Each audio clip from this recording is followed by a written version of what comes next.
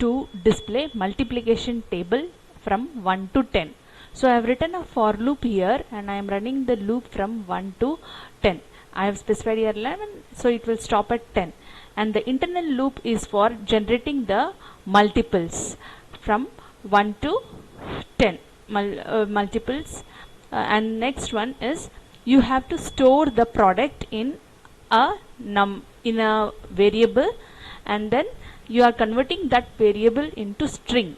After converting into string, what I am doing here is I am doing right alignment.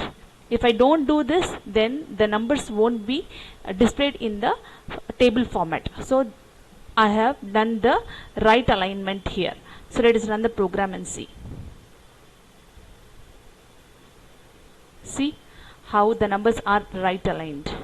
So this is how you write the program to display multiplication table.